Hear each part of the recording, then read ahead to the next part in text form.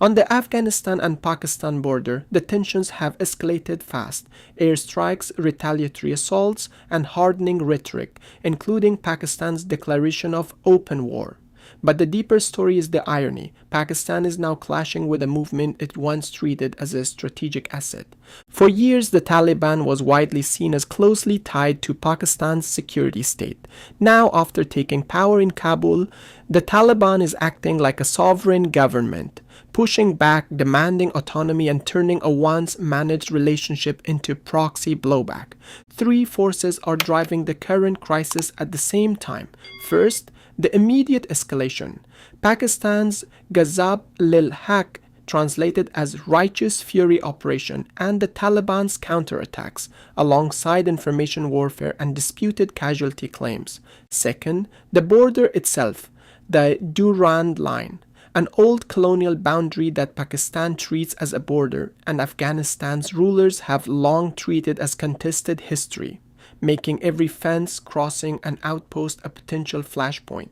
Third, the militancy trigger. Pakistan blames the TDP, Tehrik-e-Taliban Pakistan, often called the Pakistani Taliban, for attacks and argues the group benefits from sanctuary across the border, while the Taliban denies responsibility and faces its own internal constraint, because cracking down on ideologically aligned militants could fracture Taliban cohesion and empower rivals.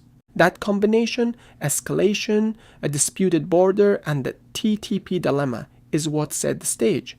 Now comes the twist: how Pakistan helped shape the Taliban's rise in the first place, and why that history makes today's rupture so dangerous. To understand Pakistani jets bombing Taliban targets today, you have to rewind to Afghanistan's post-Soviet collapse and civil war. Pakistan's security establishment, especially through the intelligence services ISI, saw Afghanistan not only as chaos but as a landscape to shape. By the mid-1990s, Pakistan backed the Taliban as an emerging force. Support wasn't only weapons, it was part of a broader strategy to build influence next door. Why would Pakistan invest heavily in empowering a hardline movement on its doorstep? Because Pakistani strategic thinking has long been organized around one central rivalry: India. The fear is not abstract.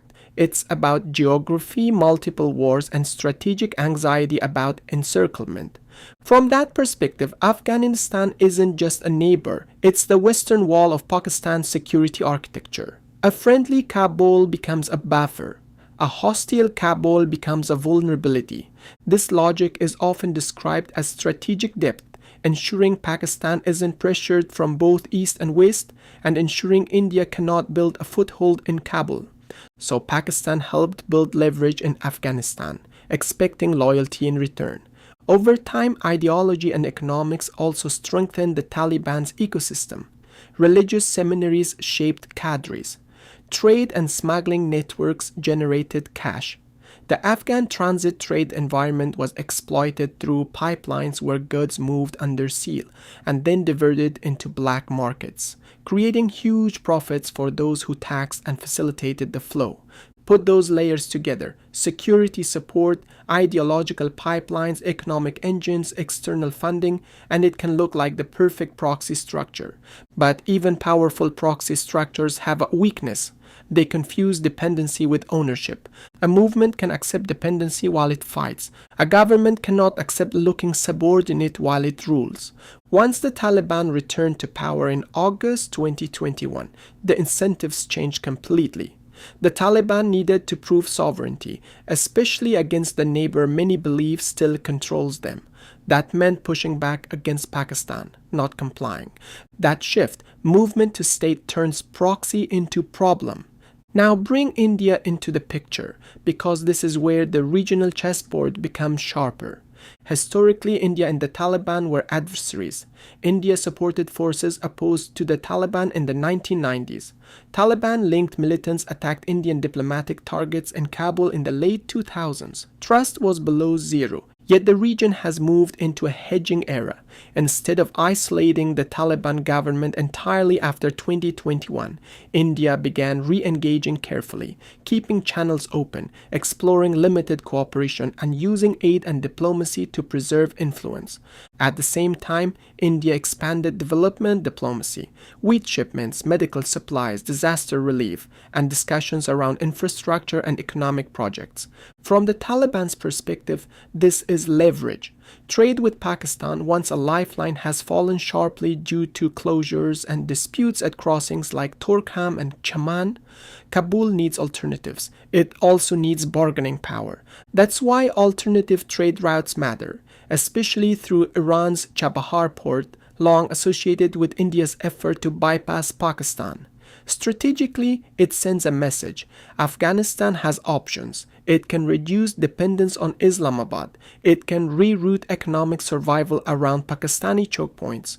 From India's perspective, engagement keeps a foothold in Afghanistan and reduces the risk that Afghan territory becomes a staging ground for anti-India militancy. From Pakistan's perspective, it is nightmare fuel.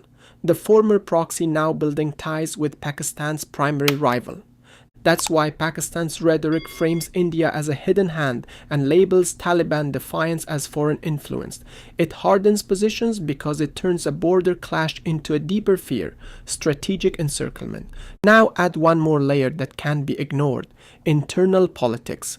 This conflict is not happening in a vacuum. Pakistan faces economic hardship, inflation pressure, political volatility, and public criticism of key institutions. In that environment, external conflict can generate a rally effect, shifting attention from domestic pain toward national defense, unity, and the symbolism of military action. And the Taliban have a legitimacy crisis of their own: international isolation, lack of formal recognition, economic dysfunction, and deep domestic anger, especially tied to restrictions on women and girls' education and work.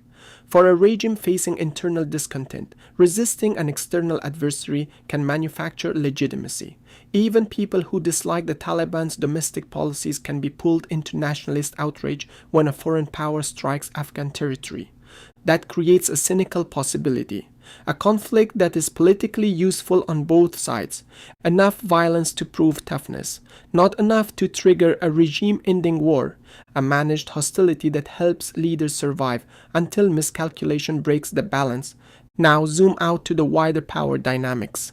The United States has signaled sympathy for Pakistan's right to defend itself against terrorism, while also warning against escalation and civilian harm.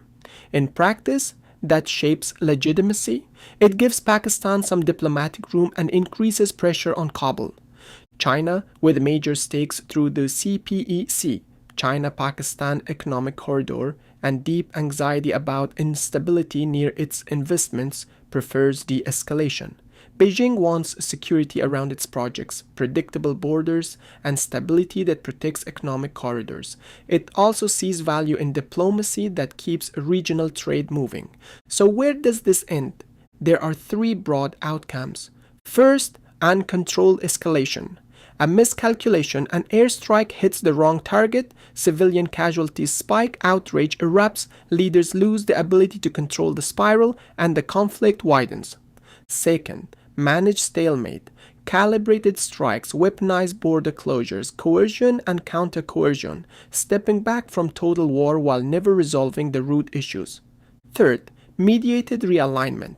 Economic pain becomes too severe and external actors push constraints, truces, or bargaining without fixing the core disputes over the Durand Line and militant ecosystems. And that brings us to the conclusion worth remembering.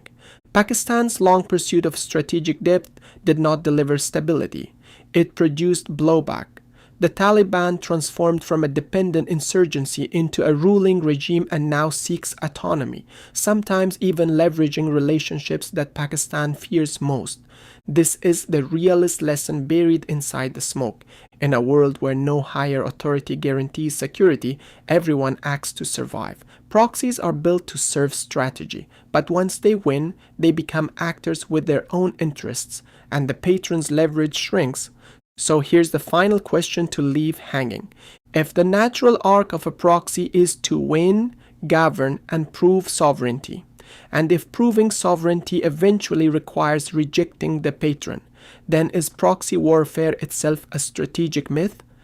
Are states building their future enemies right now, simply waiting for the day those proxies finally win?